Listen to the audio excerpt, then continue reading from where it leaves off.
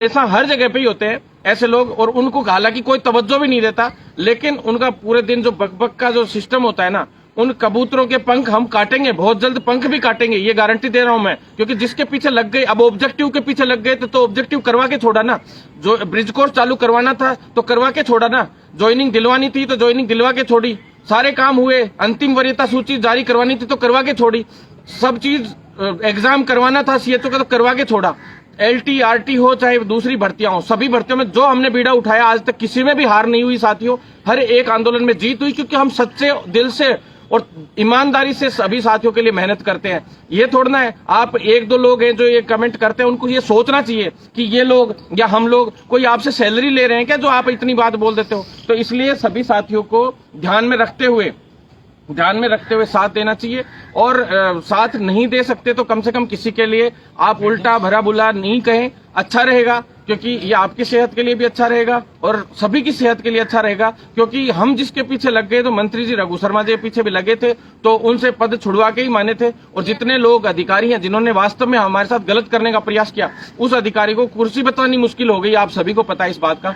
और अभी तो सरकार हमारे हर एक काम कर रही है, और सरकार भी कान खोल के सुन ले, जिस दिन हमारे एक भी काम हमारे सीएचओज का या जो मेडिकल के जितने भी ग्रुप है, पैरामेडिकल, फार्मासिस्ट और जो भी हमारी मांगे हैं उनको दरकिनार या अनसुना करने का प्रयास करेगी, सरकार को बहुत भारी पड़ेगा। ये सरकार को खुद को भी पता है। हम लोग लिमिट्स बेमतलब की राजनीति नहीं करते, गंदी राजनीति नहीं करते, जैसे रीट में हुई, दूसरी भर्तियों में हुई, सिवाय राजनीति के कुछ नहीं हुआ। लोगों ने सीबीआई जांच की मांग की तो कुछ की, तो उसके बाद अचानक से उसी दिन रिजल्ट जारी हो जाता है और उन नेताओं को पता ही नहीं रहता कि रिजल्ट भी जारी हो गया क्या। फिर बाद में पद बढ़ोतरी की मांग करते हैं, इतने में उधर से ऑर्डर जारी हो जाता है कि अगली परीक्षा की डेट ये है और 20,000 नए पद सरकार ने निकाल दिए, वो भी उनको पता नहीं रहता। तो आप काहे का किस तरह की राजनीति, आप लोगों को राजनीति चाहिए या लीडरशिप, भी आप लोगों को तय करना पड़ेगा। लीडरशिप सिर्फ लीड की करने का काम होता है, जिसमें नेतृत्व किया जाता है और अधिकारों के लिए लड़ा जाता है, शोषण के खिलाफ बड़ी लड़ाई लड़ी जाती है और उसमें जीत दर्ज की जाती है, लोगों के अधिकारों के लिए लड़ना पड़ता है। और राजनीति में सिर्फ कुर्सी के लिए लड़ाई होती है। आपको कुर्सी के लिए लड़ने वाले लोग चाहिए या वास्तव में ही अपने साथियों को एकजुट करके अपने प्रोफेशन को बदलने वाले लोग चाहिए, ये आप लोगों को सोचना पड़ेगा। वक्त ऐसा है कि इसमें लोग सिर्फ और सिर्फ दूसरे को खींचने का काम करते हैं। ऐसे में आपको सही समय पे सही दिमाग लगाकर किस तरह से अपने मुद्दे में जीत दर्ज करनी है, अपने क्षेत्र का, अपने फील्ड का कैसे विकास करना है, अपने देश का कैसे विकास करना है, इसकी ओर आप लोगों का ध्यान होना चाहिए, नहीं कि राजनीति की ओर। तो साथियों, सबसे बड़ी बात ये तो सबसे बड़ा जवाब था जो साथी लोग कई दिनों से कह रहे थे। एक कबूतर तो यही बोल बैठा थोड़े दिन पहले, वीडियो डाल रहा है, कह रहा है कि भाई सरकार जो चाहती है वही होता है। अरे भैया, सरकार जो चाहती है वो होता है, तो ये तो सीएचओ 2 साल बीच में 1.5 साल क्यों अटकी रही? क्यों इसमें 2310 ही पद क्यों थे? 5500 पद भी सरकार चाह रही थी क्या जुड़वाना? 5500 वाली भी भर्ती 2 टुकड़ों में आनी थी, 1500 प्लस 4000 अलग से और 2310 अलग, यानी 3 भर्तियां होनी थी ये टोटल। और हमने इस पूरी भर्ती को एकजुट करवा लिया, नहीं तो 5500 भी सीसीएच वाले साथियों के लिए ही दी जाती वो भर्ती, और जो 2310 ही पदों पे होती, और उसमें कितने लोग लगते, जिसमें से भी एम्स में कई लोग सेलेक्ट हो जाते, टॉपर्स लोग थे तो इस तरह से हालात खराब थे। लेकिन उसके बावजूद ये भर्ती हुई इतने संघर्षों के बाद। और आप ये कहते हो कि आप लोगों को कम से कम माता पिता खाने पीने का जो भी करते हैं 25 साल तक, क्या तुम उनके खिलाफ भी ऐसे ही बोलते हो क्या? जो एक दो कबूतर होते हैं उनसे मैं कहना चाहता हूं, वो जो एक कबूतर बोल रहा था कि ऑटोमेटिकली हो जाता है, आज अधिकारियों ने हमें इतना सम्मान दिया, उन्होंने बोला कि भरत तूने आज तक जो बोला ईयर बैग सिस्टम हटाना है तो हमने ईयर बैग सिस्टम हटवाया, ये चीज ऑनलाइन करनी है तो वो ऑनलाइन करी, हमने जिस भी तरह की तुम लोगों ने मांग की उस मांग को हर एक को पूरा किया है। तो आज भी करेंगे, आप लोग चिंता मत कीजिए। मैंने कहा कि मुझे आंदोलन की जरूरत नहीं पड़नी चाहिए, और हमने दबाव इतना मजबूती से रखा क्रांति मार्च का, और सारा बताया कि भाई ये क्रांति मार्च किन किन मुद्दों को लेके है, तो उसमें ऑब्जेक्टिव टाइप का भी मुद्दा है। तो इस तरह से हमने इनको पूरी बातें बताई। इन्होंने साफ शब्दों में ये कहा, मीटिंग में पहले सब्जेक्टिव पे अड़ गए थे इसमें से कई अधिकारी, पर हम लोग इसलिए आप लोगों को नहीं बता रहे थे क्योंकि कल को मेरा वीडियो देखकर अधिकारी भी नेगेटिव लेते कि हमारे खिलाफ बोल रहा है। तो खिलाफ की बात नहीं थी, सारे अधिकारियों ने हमारा साथ दिया, उसके लिए तहे दिल से धन्यवाद। एग्जाम कंट्रोलर साहब ने भी को भी बहुत बहुत धन्यवाद, राजेश यादव साहब को भी धन्यवाद जो एआर हैं, और रजिस्ट्रार सर को भी धन्यवाद, और बाकी सबको भी बहुत बहुत धन्यवाद। वीसी साहब जो भंडारी जी हैं, उनके आने के बाद जो ये ऑर्डर जारी हुआ उसके लिए भी उन्हें धन्यवाद। सभी मनोज कुमार शर्मा जी जो कन्वीनर हैं, इसके कोऑर्डिनेटर, उनको भी तहे दिल से धन्यवाद। और सबसे बड़ी जीत जो अभी तक आरएचएस को खुद को नहीं पता था ढंग से, वो मैं बताता हूं आपको किस तरह से हुई है। आप लोगों को अभी भी नहीं पता है कि आप लोगों की जीत ऑब्जेक्टिव में तो हुई है, वो बात मैं मानता हूं, क्योंकि मुझे पता है कि सभी की लिखने का जो टाइम पीरियड था, कई लोगों का तो 8-8 10-10 साल हो गए, वो इतना बड़ा जो सब्जेक्टिव में लिख ही नहीं पाते। और फिर जीएनएम वाले साथी थे, उनको इंग्लिश में लिखना बहुत बहुत ज्यादा भारी पड़ता। इसलिए हमने हर तरीके से कि कई लोग कह रहे थे 10,000 के मुद्दे में, तो 10,000 का मुद्दा भी साथियों हमने किसी भी तरह से 10,000 का मामला रोक के रखा था। 10,000 का मामला अगर हम नहीं करते, उस वक्त इतना बड़ा आंदोलन हुआ स्वास्थ्य भवन पे, नहीं करते तो शायद उससे 3 दिन बाद ही आरएचएस के अकाउंट में, आप अभी पता कर सकते हो, आरएचएस में खुद पता कर सकते हो आके कि इनके अकाउंट में पैसा भेज दिया गया था एनएचएम के थ्रू। लेकिन हमने उस दिन वो आंदोलन किया और उसी की बदौलत उसी टाइम से वो पैसा रुक गया और उसमें अभी तक कमेटी बनी हुई है और उसके कोई फैसले ढंग से नहीं आए हैं। पर फैसला भी उसमें भी बहुत पॉजिटिव आएगा, वो भी मैं आपको बता दूंगा अभी। अब अगला पड़ाव हमारा 10,000 के लिए ही रहेगा और वो बहुत जल्द सॉल्व भी करेंगे। लेकिन उससे पहले मैं आपको बता दूं ऑब्जेक्टिव के अंदर एक बड़ी जीत कैसे हुई है, वो मैं आपको बता दूं साथियों। जो सीएचओ के अंदर ऑब्जेक्टिव पैटर्न करवाया गया है, उसमें आप अभी लेटर देखेंगे तो जो कह रहे थे ना कि इग्नू से भी अच्छा काम हमने करवा दिया आपके लिए साथियों। वो ऐसे है कि इग्नू में 35 नंबर का यानी 50% का पास था, जबकि इसके अंदर हम लोगों ने आपके लिए ऐसी सुविधा करवाई है कि जो टोटल 50% है, मतलब टोटल का 50% यानी इंटरनल 30 नंबर और जो बाकी के जो 70 नंबर का पेपर है उसको और इंटरनल को, दोनों को मिला के 50% आपको लाने हैं। ये बहुत बड़ी जीत अपन लोगों की हुई है और ये हमने बहुत तरीके से ये काम करवाया है। आज तक कई लोग कह रहे थे, बोले 35 का पास होगा, ये होगा वो होगा, तो मैं बता दूं आपको 20, 22, 25 इससे ऊपर शायद नंबर मेरे हिसाब से नहीं लाने पड़ेंगे, क्योंकि लगभग कॉलेजेस से 25 नंबर से ऊपर इंटरनल मार्क्स भेज दिए जाएंगे। और 10,000 वाले इश्यू में जो मेन दिक्कत आ रही थी वो इंटरनल मार्क्स की और प्रैक्टिकल मार्क्स की जो दिक्कत आ रही थी वो आ रही थी। और हम जिस स्तर पे हमारा काम कर रहे हैं 10,000 वाला, वो हम हमारा दिल जानता है। हम दिल्ली तक चले गए हैं उस मैटर के लिए, आपको बिल्कुल चिंता करने की जरूरत नहीं है। बड़ी जीत हमें मिलेगी जल्द से जल्द। कोशिश यही रहेगी कि सभी, चाहे वो कॉलेज वालों को भी अगर 1% देने का प्रयास होता है तो भी मैं आपसे वादा करता हूं कि भरत बेनीवाल आप लोगों के लिए बैठेगा और एक एक बच्चे के पैसे जो न्याय है, जो बाहर रहा है, मैं उससे वादा करता हूं कि उसको पैसे दिलवाएंगे। हम लड़ झगड़ के दिलवाएं, आंदोलन करके दिलवाएं, चाहे सीएम तक जाना पड़े, चाहे दिल्ली तक जाना पड़े, हम हर हाल में उनके पैसे दिलवाएंगे। किसी के साथ अन्याय न तो अब तक होने दिया है और न आगे होने देंगे। साथियों, ऑब्जेक्टिव का रहा बात ऑब्जेक्टिव के इशू की, तो ऑब्जेक्टिव का इशू क्लियर हो गया। अब पढ़ाई पे अपनी पे ध्यान दें। जो ये कबूतर है 1-2, इनको भी कहना चाहता हूं कि तुम लोग पढ़ाई पे ध्यान दे लो। हो सकता है फिर तुम मुझे मत कहना कि भाई साहब काश हम आपकी बात उस वक्त मान लेते। साथियों, ये तो बौखला गए हैं कुछ लोग, जैसे जो वीडियो डाला था एक बंदे ने, तो वो बौखला गए। उन्होंने सोचा कि ये पॉसिबल कैसे हो सकता है, क्योंकि उस बंदे ने 2 दिन पहले वहां पे जाके मतलब ज्ञापन देने गए हैं और उसमें ये कह रहे हैं कि सब्जेक्टिव होगा। अरे भैया, सब्जेक्टिव होगा ये तो सभी को पता है। आज तक आरयूएचएस का कोई भी एग्जाम इतिहास में आप उठा के देख लेना, अगर किसी भी कोई भी एग्जाम में ऑब्जेक्टिव पैटर्न से, जो कोर्स का एग्जाम होता है उसमें ऑब्जेक्टिव पैटर्न से हुआ हो तो मुझे बता देना, मैं मान जाऊंगा कि हाँ वास्तव में। पीजी जो कर रहे हैं, एमबीबीएस के बाद जो पीजी कर रहे हैं, उन साथियों ने भी अभी थोड़े दिन पहले आंदोलन किया था। उस आंदोलन में पूरे राजस्थान के हॉस्पिटल, भारत के हॉस्पिटल जाम हो गए थे, जिसमें मुख्य रूप से पीजी के एग्जाम के लिए 2 डिमांड्स रखी गई थी। एक तो पीजी की काउंसलिंग चालू हो जल्द से जल्द, और जिनकी पीजी चल रही है उनका जो पैटर्न है एग्जाम का वो ऑब्जेक्टिव हो। 2 ही मांग रखी, उनकी भी वो मांग पूरी नहीं हो पाई साथियों, लेकिन अपनी मांग पूरी हुई। वो इसलिए हुई क्योंकि अपन लोगों का जो काम करने का तरीका है, युद्ध को जीतना कोई ये नहीं होता कि बहुत बड़ी सेना लेके जीता जाता है। युद्ध जीतने के लिए ज्यादा लोगों की जरूरत नहीं होती है, लेकिन रणनीति और दिमाग शानदार होना चाहिए और आपका प्रहार बहुत शानदार होना चाहिए। जो सामने वाला है उस पर अटैक बहुत शानदार होना चाहिए, और उस अटैक की बदौलत अपनी बड़ी जीत हुई। साथियों, सुबह से हम यहीं थे। यहाँ से पहले तो रजिस्ट्रार सर ने कन्वीनर साहब को के पास हमने ऑर्डर के भिजवाया कि भी रात को ही साइन हो गए थे, लेकिन कन्वीनर साहब के पास भिजवाया और फिर सभी कॉलेजों को अभी कन्वीनर साहब ने भेज दिया है। और सभी को हार्दिक शुभकामनाएं इसके लिए कि आपको अब मेरे को लग रहा है कि 6400 के 6400 जो 6353 के करीब साथी लोग ब्रिज कोर्स कर रहे हैं, उसमें से कुछ एक अभी भर्तियों में सेलेक्ट होकर निकल गए होंगे, तो 6200 6250 के करीब लोग ब्रिज कोर्स कर रहे हैं। तो उन सभी साथियों को ज्वाइनिंग मिलेगी, ऐसा मेरा मानना है, और ये बड़ी जीत हम लोगों की हुई है। तो इस जीत के लिए हार्दिक शुभकामनाएं सभी को। दूसरा 10,000 का जो इशू है उसमें भी हम लोग पुरजोर तरीके से लगे हुए हैं और बहुत जल्द उस मुद्दे में हम दिल्ली तक चले गए हैं। अगर कोई भ्रष्टाचार राजस्थान का कोई अधिकारी या कोई मंत्री या कोई भी किसी भी लेवल पे करेगा तो ये मैं वादा करता हूं कि जेल भी भेजने का काम हम कर सकते हैं, अगर कोई गलत तरीके से करेगा। जो सही करेगा हम हमेशा उनके साथ हैं, जो गलत करेगा हम उनको हमेशा उनको ध्यान में रख के चलते हैं, और जिसके पीछे लग जाते हैं उसको पीछा नहीं छोड़ते।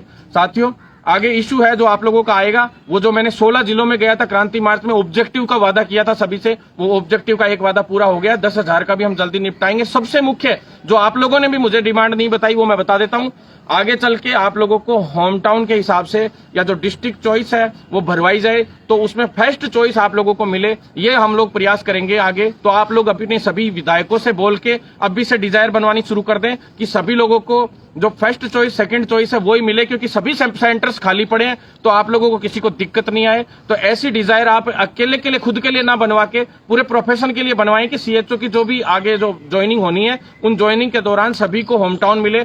इसके लिए जो डिस्ट्रिक्ट चॉइस है फर्स्ट और सेकंड चॉइस में से ही मिले, या तो वो डिस्ट्रिक्ट मिले या डिस्ट्रिक्ट से ऊपर संख्या निकल जाते तो उसके पास वाला डिस्ट्रिक्ट मिले। तो ऐसे आप लोगों को लेटर बनवाने हैं, ये मैं सभी जगह कह के भी आया हूं 16 जिलों में, और आगे भी हम लोग सारे काम करते जा रहे हैं तो वो भी कहेंगे। तो साथियों, अभी क्रांति मार्च कल शुरू भी हो गया हमारा। कल 2 कॉलेजेस में गया भी था, जहां कॉलेजेस में कुछ कॉलेजेस में परेशान करने का प्रयास किया जा रहा था। हम कॉलेजों के नाम नहीं आपको लीक कर सकते, क्योंकि कॉलेजेस को बदनाम करना हमारा उद्देश्य नहीं है। हम चाहते हैं कि भी स्टूडेंट्स के साथ गलत नहीं हो, किसी के साथ तो कॉलेजेस के साथ भी गलत नहीं हो, सभी को साथ लेके हम चलना चाहते हैं, सभी को मजबूती से आगे बढ़ाना चाहते हैं। लेकिन कोई भी कॉलेज वाला ये कान खोल के सुन ले, अगर 1% भी किसी को परेशान किया तो ये बच्चे तो आज हैं कल नहीं है, भाई पास आउट होके चले जाएंगे, लेकिन फिर कहां जाओगे आप लोग, ये आप सोच लेना। भरत बेनीवाल पहले भी कई कॉलेजों के ताले लगा चुका है, फेसबुक पे आप खोल के देख सकते हैं कितनी कॉलेजों के ताले लगा चुका हूं मैं। आप लोगों के लिए मेरे को जयपुर से लेके सीएमओ से लेके और पीएमओ तक भी जाना पड़ेगा तो हम जाएंगे और बड़ा आंदोलन करेंगे। लेकिन आपसे हाथ जोड़ के रिक्वेस्ट है, आप हमारे आदरणीय हैं, आप हमारे किसी बच्चे को परेशान नहीं करें कि भी हॉस्टल में नहीं रहते हुए भी जबरदस्ती हॉस्टल के लिए साइन करवा रहे हैं, कभी कह रहे हैं कि कुछ करो कभी कुछ करो। तो ऐसा आप लोग कान खोल के सुन लें, ये मेरी खुली धमकी है, चाहे चेतावनी है और साथ में रिक्वेस्ट भी है। पहले रिक्वेस्ट है, हमारा नियम है, पहले आवेदन फिर निवेदन और फिर नहीं माने तो दे दनादन। तो साथियों, बिल्कुल चिंता करने की जरूरत नहीं है। तीसरी बात, जो एब्सेंट रह गए थे कुछ साथी, जो एब्सेंट शो कर दिया गया था, बार बार बात यही आती है, वो उन लोगों को प्लस एब्सेंट शो कर दिया गया था जेडी के द्वारा, उनके लिए कड़ी बहस हमारी एनएचएम एमडी साहब से भी हुई, नए नए आए एमडी साहब, कल परसों हमने सारी एमडी साहब के सामने पीडी साहब से भी हुई और सचदेवा जी से भी हुई इस मामले में। तो आपको पता है, साफ साफ हमने कह दिया है कि भाई ये जो प्रेसिडेंट होते हुए भी एब्सेंट इनको शो कर दिया तो इनको तुरंत प्रभाव से इनका समाधान नहीं होता है। तो इस बुधवार को मैं एनएचएम के सामने हो सकता है मैं अनशन पे बैठूं या उनके लिए धरने पे बैठूं। फाइनल हमारा हो चुका है और उसमें जो समस्या मूल आ रही थी वो मैं आपको बता देता हूं। साथियों, 45 के करीब साथियों का जो बैच है उसकी पूरी तैयारी कर ली हमने। आरयूएचएस में ही वो बैच स्टार्ट होगा, ब्रिज कोर्स का जो नया बैच आना है वो भी हमने तैयारी करवा ली है। यहाँ पे सारा तय हो गया है मामला, लेकिन सिर्फ एनएचएम की देरी ये हो रही है कि आरयूएचएस ने ही छोटी मोटी देरी, उनकी आरयूएचएस की वजह से उनको देरी हो रही है। यहाँ से आज हमने बात की थी, सुबह भी, कल शाम को भी बात की थी। 2 गर्ल्स हैं, उन दोनों गर्ल्स का अभी वेरिफिकेशन होके वहां नहीं गया है, जिन्होंने बीएससी नर्सिंग के साथ सीसीएच कर रखा था और वो सीसीएच के लिए उन्होंने डॉक्यूमेंट्स लगाए थे यहाँ पे। तो उन बच्चियों का और वेरिफिकेशन होके जाना था कि अगर उनका सीसीएच मान्य कर लिया गया है तो ठीक है, और मान्य नहीं तो उनको डायरेक्ट ज्वाइनिंग दे दी जाएगी, थोड़े दिन बाद उनको ब्रिज कोर्स नहीं करना पड़ेगा। और नहीं तो जो है उनको जो सीसीएच नहीं किया है तो उन लोगों के लिए फिर ब्रिज कोर्स का इन्हीं के साथ बैच जोड़ के और काम किया जाएगा। तो इसलिए उन लोगों के 2 गर्ल्स की वजह से अभी पूरा मामला रुका हुआ है। और वो हालांकि कुछ साथी लोग मिले भी थे एमडी साहब से, उससे पहले मैंने पीडी साहब से मिलकर बात रख भी दी, तो पीडी साहब ने हमें मंगलवार का कहा था और वही बात एमडी साहब ने भी बोली है। तो आप चिंता ना करें, आपका समाधान हो रहा है साथियों। नहीं होता है तो इस बार मैं आप लोगों के लिए धरने पे बैठ रहा हूं, प्रॉमिस है। अलग से चाहे 10 लोगों के लिए भी बैठना पड़ेगा तो भी हम बैठेंगे, लेकिन एक भी साथी को परेशान नहीं होने देंगे। सबसे मुख्य मुद्दा चल रहा है साथियों इसके अलावा पोस्ट बेसिक का और वेटिंग का। पोस्ट बेसिक वाले साथी हैं, उनके साथ जो है हमने यहाँ पे बात मजबूती से रखी है। इनको वेरीफाई करके भेजने में इतना समय लगना नहीं चाहिए था, इसलिए हमने हमारी कल इनसे की बहस भी हुई। तो वो पोस्ट बेसिक वाला जो मामला है वो भी क्लियर होने वाला है। उनको मेरा प्रयास यही है कि उनको एग्जाम देना ही नहीं पड़े। मैं किसी भी तरह से उनका कोशिश कर रहा हूँ, ज्वाइनिंग चाहे इनके साथ हो जाए लेकिन एग्जाम नहीं देना पड़े और इनको ब्रिज कोर्स में बेमतलब में परेशान नहीं होना पड़े। हमारा परम उद्देश्य है ये और हम हर हाल में इसको करवा के छोड़ेंगे, आप चिंता ना करें। लेकिन साथ में साथियों आप लोग तैयारी भी थोड़ी जारी रखें। रखें। ये मुद्दा थोड़ा सा डिले जरूर हुआ क्योंकि इसको मजबूती से ढंग से अपन ने नहीं उठाया पहले। ये हमारी कमी मानो, आप अपन लोगों की कमी मानो कि हम लोग इसको मजबूती से नहीं उठा पाए। लेकिन अब कोई और मुद्दे हैं भी नहीं, इनको ही निपटाना है, तो वो 1-2 दिन में अब इनको भी हम निपटवा देंगे, जो एब्सेंट वाला और पोस्ट बेसिक वाला। वेटिंग का साथियों सबसे बड़ा इंतजार सभी साथियों को चल रहा है। हमारा भी मन करता है कि हमारे भाई लोग लगे जल्दी से जल्दी। इसके लिए हम दिल्ली तक चले गए हैं। ये जो एब्सेंट पोस्ट बेसिक वाला 10,000 वाला, ये सारे मैटर हमने केंद्रीय मंत्री जो भारती प्रवीण पंवार मैडम है उनसे भी बताए हैं। उसका भी मैं निष्कर्ष आपको बता देता हूं, उसमें क्या क्या मुद्दे हमने बताए हैं और क्या क्या उनका निष्कर्ष निकला है। एमडी साहब से भी हमने नए आए हैं तो उनको आते ही पहले समझाया, क्योंकि आते ही तो किसी का गला नहीं पकड़ सकते, किसी के साथ अन्याय नहीं कर सकते। एक तरीके से हम लोग अन्याय तो क्या कर रहे हैं, उसका विरोध नहीं कर सकते, सॉरी। तो साथियों इसलिए पहले समझाना जरूरी रहता है। तो सभी को यहाँ पे भी वीसी साहब नए आए हैं, आते ही उन्होंने हमें अच्छी खुशखबरी दी है, उसके लिए धन्यवाद है उनको। तो साथियों इसमें ये मुख्य रूप से जो वेटिंग का मामला है वो रख दिया था हमने मजबूती से। पीडी साहब ने भी पूरा मामला तैयार कर दिया था, लेकिन वेटिंग का लेट होने का रीजन सिर्फ एक ही रहा। वो रीजन ये था कि भाई एक तो कोविड पॉजिटिव आ गए थे सभी लोग। 70% जो स्टाफ है वो कोविड पॉजिटिव था, जो काम करने वाला। खुद पीडी साहब भी पॉजिटिव थे, वो भी नेगेटिव होकर अभी आए हैं पिछले उसमें एंड वीक एंड में। और साथियों साथ में जो एमडी साहब हैं वो अभी नए आए हैं, तो वो नए आए हैं तो देखेंगे। पहले भी एमडी नई आ गई थी मैडम, तो दिक्कतें आई थी। बीच में पीडी सर नए आ गए थे, अब तो हेल्थ सेक्रेटरी भी नए आ गए, तो वेटिंग का मामला तो हेल्थ सेक्रेटरी साहब तक भी जाएगा।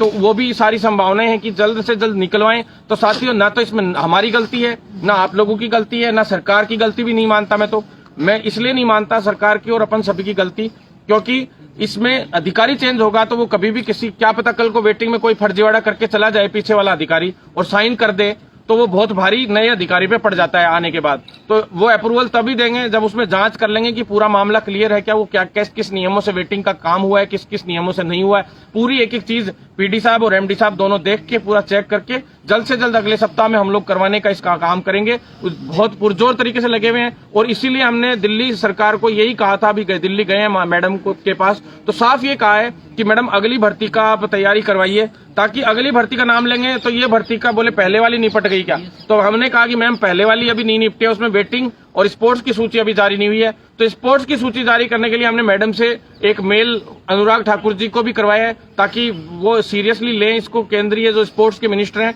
जो फेडरेशन का भी मामला अगर चल रहा है, कोई दिक्कत है तो पेंडेंसी नहीं रहे, वहां से गए तो थे ही, तो हमने सोचा समाधान हो जाए। तो स्पोर्ट्स की सूची हो जल्दी से जल्दी जारी, साथ में जो स्पष्ट रूप से वेटिंग का किसी भी तरीके से समाधान हो। तो वेटिंग बहुत जरूरी है निकलनी, वेटिंग के लिए लगातार भागदौड़ हमारी चल रही है। हमने बताया आपको 600 के आसपास वेटिंग आने की संभावना है। और साथियों जल्द से जल्द इस वेटिंग को निकलवाने का काम करेंगे, नहीं तो आंदोलन पे बैठने में भी हम हर्ज नहीं करेंगे। बहुत जल्द इस अगले सप्ताह में नहीं आती है तो उससे अगले सोमवार से बुधवार के बीच बड़े आंदोलन के रूप में हम लोग उभरेंगे और एक बड़ा आक्रामक आंदोलन हम करेंगे राजस्थान सरकार के खिलाफ। क्रांति मार्च हमारा चल ही रहा है, सरकार कान खोल के सुन ले, भारी पड़ जाएगा। आसानी से काम हो जाए तो बढ़िया है। कोविड में हमें ऐसी स्थिति नहीं आए कि हमें आंदोलन करना पड़े। हम भी सरकार का और जनता का जो है स्वास्थ्य का ध्यान रखना चाहते हैं, तो आपसे निवेदन है कि आप लोग थोड़ा ध्यान रखें। उसके बाद साथियों जो मुख्य रूप से लैब टेक्नीशियन और असिस्टेंट रेडियोग्राफर के साथी है, इसमें भी अभी सीएचओ का भी कुछ और मैं आपको बताऊंगा। एक बार सीएचओ वाले साथी भी जुड़े रहे, कुछ चीजें और भी बतानी है। सीसीएच जो है उसके लिए भी बताना है। नई भर्तियों में जो सीसीएच का जो रगड़ा चल रहा है उसको समाप्त करने के लिए हम दिल्ली गए थे, और जो नियमितीकरण का जो मांग है मुख्य रूप से उसको पूरा करने गए थे। तो नियमितीकरण की जो मांग है वो काफी हद तक हमारी पॉजिटिव रही है। मैडम ने कहा है कि ठीक है, हम भारत सरकार की गाइडलाइन को फॉलोअप करवाने के लिए राजस्थान सरकार पे दबाव बनाएंगे। तो केंद्र सरकार 6 साल बाद या 5 साल बाद जो भी परमानेंसी की जो है नियमितीकरण की जो गाइडलाइन है उसको सभी राज्यों को सरकार भेजे और उनसे फॉलोअप करवाए उस पे, या उन पे दबाव बना के, क्योंकि 5 साल बाद इन लोगों को कहीं जगह नहीं है। अगर 5 साल बाद आप लोग हटाने पे आ जाएं, हालांकि आज तक कोई लगा हुआ कभी हटा नहीं है, लेकिन फिर भी कोई हटता है तो बहुत दुख होता है। हमें हर हाल में इसका पूरा कैडर का पूरे के पूरे का नियमितीकरण चाहिए। तो इसलिए पूरा का पूरी प्रक्रिया आप लोग शुरू करें। तो मैडम ने कहा है कि इस कमेटी में मनसुख मांडविया जी भी हैं, और परसों मनसुख मांडविया जी की बेटी की शादी थी तो उनको भी हार्दिक शुभकामनाएं। हमारे जो केंद्रीय चिकित्सा मंत्री मनसुख मांडविया जी, उनकी बेटी की शादी थी। तो मैडम, हालांकि मैडम पे ही पूरा लोड था, उसके बावजूद मैडम ने हमसे आधे से पौन घंटे लगातार बात की। उसके लिए हम धन्यवाद देते हैं मैडम को, केंद्रीय मंत्री को, और आपके भाई का और आप सभी की ताकत है ये कि हम जो केंद्रीय मंत्री किसी से 2 मिनट के लिए नहीं मिल सकते, निर्माण भवन में किसी की एंट्री नहीं है, किसी मंत्री से इस कोविड के प्रोटोकॉल में किसी से भी मिलने की अनुमति नहीं है, उसके बावजूद मैडम हमसे मिली और हमें इतना बड़ा सहयोग किया, उसके लिए तहे दिल से मैडम को धन्यवाद है। और उन्होंने पुरजोर तरीके से मेल किए। उस दिन हम लोग, जब मेरा पिछला वीडियो आया था दिल्ली से, उसके बाद एक बड़े मेल हुए, उसके बाद परसों, कल और आज 3 दिन से लगातार सीएचओ के लिए, केवल सीएचओ के लिए एनएचएम में मीटिंग्स चल रही हैं। ये बहुत बड़ा पॉजिटिव पॉइंट है आप लोगों के लिए। ये अपन लोगों की ताकत है सभी की कि अपन लोग इसी मजबूती से आगे बढ़ रहे हैं। तो साथियों, ये तो तीनों चीजें हो ही गई। फिर साथ में मुख्य रूप से जो वेटिंग है, इसके अगली भर्ती का जोर पड़ेगा तो वेटिंग जल्दी आएगी। और सीसीएच है, उसको मैडम ने कहा है कि अगली भर्ती से तो हम कोशिश करेंगे कि चलो ठीक है, हम हटा देंगे सीसीएच को, लेकिन अभी जो भर्तियां हैं उनमें तुरंत नहीं हटाया जा सकता। दिक्कत ये है कि पॉलिसी का जो सिस्टम है, वो पॉलिसी में बदलाव लाने के लिए कुछ जो वहां पे पॉलिसी के लिए अलग अलग अधिकारी बने हुए हैं, तो पॉलिसी से रिलेटेड जो अधिकारी हैं उनसे हमें वापस मिलने के लिए अभी दिल्ली बुलाया है। तो उनके लिए हम जाएंगे अभी और अधिकारियों से मिलकर पूरा पॉलिसी का दोबारा से जो संशोधन होना है वो संशोधन होगा। क्योंकि नियम बदलाव, कई लोग सोचते हैं आरयूएचएस में जो है ऑब्जेक्टिव वाला बहुत इजीली हो गया होगा, उनको ये नहीं पता कि एसी में बॉम्ब और बीओएस, इनकी मीटिंग करवाने के लिए अच्छे के हाथ पांव फूल जाते हैं। बीओएम यानी बोर्ड ऑफ मेंबर्स की मीटिंग सिर्फ और सिर्फ पूरे साल में 1 या 2 होती है साथियों, वो भी बड़ी मुश्किल से होती है। और आप लोग 15 दिन में आप लोगों का नियम संशोधन हो गया, ये ऑब्जेक्टिव वाला, ये बहुत बड़ी जीत है अपन लोगों की। और ये इतिहास में पहली बार ही हुआ है कि आरयूएचएस के लिए, और इतना ये लगभग मुझे लगता है कि मेरे साथी लोग सभी पास भी हो जाएंगे इसकी वजह से। तो इसी तरह से पॉलिसी में संशोधन यानी सीसीएच के लिए जो संशोधन होंगे ना नियमों के, उसके लिए भी समय लगता है साथियों, कम से कम 1-2 महीने लगते हैं उसमें। पर अभी जो भर्ती है आने वाली, उस भर्ती में हम चाहते हैं कि सभी को मौका मिले। यूपी में भी एक भर्ती निकल गई अभी, उसमें भी हम चाहते थे कि भी सीसीएच को वैलिड, विदाउट सीसीएच को और सभी को एक साथ लिया जाए, और सीसीएच वालों को तो डायरेक्ट ज्वाइनिंग दे दी जाए, और जिनका सीसीएच नहीं हो रखा है उनको जो सीसीएच करवा के फिर ज्वाइनिंग दी जाए। तो इस तरह से हमारा था, लेकिन अभी इस भर्ती से अब हम प्रयास करना शुरू किया हमने सीसीएच वाले के लिए। और राजस्थान में तो कोशिश यही रहेगी कि 3538 भर्तियां यानी टोटल 5300 भर्तियों के करीब हम लेके आएंगे इसमें, और उसमें विदाउट सीसीएच यानी सभी को इन्वॉल्व किया जाए, जीएनएम, बीएससी नर्सिंग और आयुर्वेद सभी को इन्वॉल्व किया जाए। ऐसे करके हम प्रयास करेंगे साथियों। बस इतना है सीएचओ के लिए तो मुख्य रूप से। और जो 15 मेडिकल कॉलेजेस हैं उनकी भर्तियों के लिए हम मैडम से मिले थे, क्योंकि अभी मैडम के पास ही पूरा चिकित्सा मंत्रालय का चार्ज है। मनसुख मांडविया जी 5-6 दिन से शादी में व्यस्त है, तो मैडम के पास ही था, तो मैडम ने उसको भी अपडेट कर दिया है कि जो 15 मेडिकल कॉलेज खुल रहे हैं, चाहे नर्सिंग कॉलेज नए खुल रहे हैं, उनमें सभी में nursing tutors, professor, assistant professor सभी की भर्तियां हो, उनमें जो सुविधाएं हैं वो मजबूती से मिले, हॉस्टल की सुविधा से लेके एक एक सुविधा मजबूती से मिले। क्योंकि कॉलेजेस तो एक खोल देते हैं मेडिकल कॉलेजेस, लेकिन उनकी साख संभाल कोई नहीं करता। बॉयज के लिए कोई हॉस्टल नहीं है वहां पे, एसएफएस की सीटें चल रही हैं जिसके अंदर 50-50 हजार रुपए बीएससी नर्सिंग के छात्रों की फीस है। अब इतने परेशान वो लोग होते हैं, उसके बावजूद सरकार की सूद नहीं है इनकी तरफ, ये बहुत दुर्भाग्यपूर्ण है। जल्द से जल्द इसके लिए बहुत अच्छे से काम करें, और जो गवर्नमेंट कॉलेजेस जितनी भी हैं उनके अंदर सभी की मूल जो एसएमएस के इक्विवेलेंट जो फीस है, चाहे मेडिकल कॉलेज हो, चाहे नर्सिंग कॉलेज हो, चाहे फार्मेसी कॉलेज हो, सभी में बराबर उन्हीं के हिसाब से फीस हो। और मेडिकल गवर्नमेंट कॉलेज है तो गवर्नमेंट कॉलेज के हिसाब से ही फीस हो, न कि एसएफएस सीटों के हिसाब से। और जो फैकल्टी है वो भी पूरी तरह से स्थायी हो। नई भर्तियां जो 1500 से 1800 के बीच प्रोफेसर, लेक्चरर्स, ट्यूटर्स सभी की आनी चाहिए, जिससे क्या है वाइस प्रिंसिपल, प्रिंसिपल सभी की, ताकि मूल रूप से जो स्टूडेंट्स को एक खेप तैयार होगी, क्वालिटी तैयार होगी, वो क्वालिटी तैयार होनी बहुत जरूरी है। इसके लिए नई भर्तियां आए जल्द से जल्द, और जो नई स्थायी भर्तियां हैं उनके लिए भी हम जल्द मिलेंगे अभी सोमवार मंगलवार तक। तो साथियों उसके लिए बता दी मैंने आपको। आगे आ जाओ आप लैब टेक्नीशियन और रेडियोग्राफर के लिए। तो साथियों रेडियोग्राफर और लैब टेक्नीशियन के लिए आज मुझे बहुत दुख हो रहा है कि बहुत मेहनत करने के बाद 350 के करीब भर्तियां हमने एलटी में और 83 के करीब भर्तियां हम रेडियोग्राफर में जुड़वाने में सक्षम हुए। हम इंटरनली बहुत अच्छे से वो काम कर रहे थे, और राजस्थान के इतिहास में पहली बार ही हुआ होगा। हमें मंत्रियों ने कहा कि भाई भर्ती, अभी लेटेस्ट में वो उदाहरण दे रहे हैं, पहले तो जोड़ दी उन्होंने और अब वापस उसको लेस करने की कह रहे हैं। तो मंत्री से हम मिले तो इस विषय पे उन्होंने कहा कि ऐसे जोड़ने में फिर रीट वाले भी आते हैं हमारे पास, दूसरे वाले भी आते हैं। तो हमने साफ कहा कि जब आप इमरजेंसी का नाम लेके आप जोड़ सकते हो इसमें इजीली, क्योंकि इमरजेंसी है, थर्ड कोविड की लहर चल रही है, तो ऐसे में इनको भर्ती जोड़ने में दिक्कत कहाँ है? आप लोग ये बताइए। इमरजेंसी में तो कोई भी काम किया ही जा सकता है, हमें स्टाफ की आज जरूरत है तो क्यों नहीं लेंगे आप लोग? तो हमने कोविड के हिसाब से भी बताया। दूसरा हमने ये भी बताया, उन्होंने कहा कि क्या राजस्थान में आज तक भर्तियों में ऐसे बढ़ोतरी हुई नहीं है कभी बाद में, भर्ती के बाद में। मैंने कहा भर्ती के बाद में बढ़ोतरी क्यों नहीं हुई है? 5500 पद तो मैंने सीएचओ में ही जुड़वाए हैं। और राजस्थान के इतिहास में सीएचओ वाले साथी कान खोल के सुन लें, उन सीएचओ वाले साथियों को तो सोचना चाहिए कि 5500 पद जुड़े जो तिगुने हो जाते हैं एकदम एक तरीके से 2310 के आज तक के इतिहास में अगर कहीं जुड़े हो ना किसी भर्ती में, बाद में भर्तियों में पद कभी नहीं जुड़ते हैं। उसके बावजूद हमने जुड़वाए, लेस जरूर कर देते हैं पद, लेकिन बढ़ते कभी भी नहीं है। तो साथियों उसी तरह से इसमें हम लोग प्रयास कर रहे हैं, आप चिंता ना करें। आप लोग मुझे ये पद भी मैंने ही शुरू करवाई थी, फाइल भी, और हम जल्दी से जल्दी इसको पूरा भी करवाएंगे। और इस मांग को, क्योंकि गुपचुप में सारा काम कर रहे थे, बहुत अच्छे से हमारा काम चल रहा था, लेकिन कुछ लोगों को ये रास नहीं आया कि ये पद कैसे बढ़ गए, तो उनको दुख हुआ। जबकि कुछ लोगों को भड़काया भी गया। अगली जो भर्ती आनी है लैब टेक्नीशियन और रेडियोग्राफर की, उस भर्ती वाले साथियों को भड़काया गया कुछ एक को कि तुम्हारे काट लिए जाएंगे। अरे भैया, तुम्हारे लिए भरत बेनीवाल बैठा तो है, तुम्हारे पद और मैं तो 1.5 गुना पद बढ़वाना चाह रहा हूं आप लोगों के लिए। आप लोगों के लिए और भर्तियां जुड़वा रहे हैं हम लोग, नई मेडिकल कॉलेजेस आई हैं, उनके पद भी जुड़वाना चाह रहे हैं। आप चिंतित मत हो साथियों, सभी के लिए,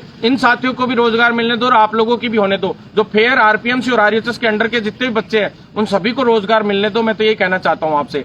फिर साथियों, जो अदर जो इश्यूज हैं उनके लिए भी हम लोग, फार्मासिस्ट जो भर्ती है उसके लिए अब फुल एक्टिव अगले सप्ताह से हो रहे हैं, और उसको लिखित परीक्षा से जल्द विज्ञप्ति जारी कराने के लिए हम पूरी ताकत झोंक देंगे। और उसके लिए लड़ाई शुरू हो गई, हमने टीम बना ली है, बहुत अच्छी टीम बनी है साथियों। सभी को एक एक बार कॉल किया जाएगा, तो आप लोग खोल उठा लेना। फार्मासिस्ट वाले जितने भी साथी लोग हैं बड़े स्तर पे इस आंदोलन को करेंगे और मजबूती से आंदोलन को करेंगे। और जब दिल्ली गए हैं अभी, तो सैलरी का इश्यू भी हमने मैडम को रखा था साथियों, नियमितीकरण के साथ साथ। तो वो सैलरी का इश्यू जो है वो जल्द से जल्द इनसे प्रगति रिपोर्ट मांगे हैं मैडम ने। सभी इस मामलों में जो मामले अपन ने केंद्र सरकार में केंद्रीय मंत्री जी को दिए हैं, उसमें प्रगति रिपोर्ट मांगी गई है।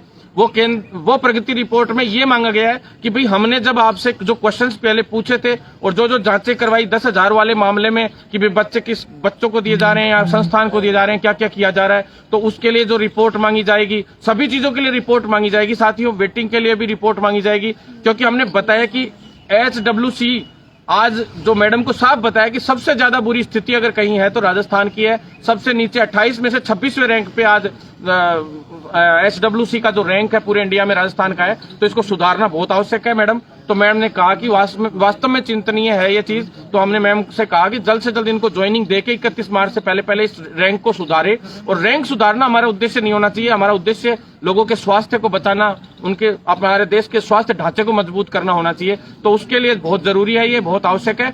तो साथियों, जल्द से जल्द आप लोगों के लिए आगे की लड़ाई लड़ते रहेंगे, किसी को चिंतित होने की जरूरत नहीं है। लेकिन जो नई भर्तियां हैं लिखित परीक्षा से सारी की सारी आए और फर्जीवाड़ा जो है हर भर्ती में रुके, इसके लिए एक कानून बनाने के लिए हमारा जो एक क्रांति मार्च चल रहा है फर्जीवाड़े के खिलाफ, और जो लिखित परीक्षा से सारी भर्तियां आए इसके लिए, तो उसमें भी बड़ी सफलता हमें जल्द मिलेगी। और इस क्रांति मार्च को आगे बढ़ाएंगे। आप लोग साथ बनाए रखें। और कोई कबूतर उछल कूद मचाता है तो उस कबूतर का इलाज, जरूरत नहीं पड़नी चाहिए कि आपके भाई को कुछ बोलना पड़े।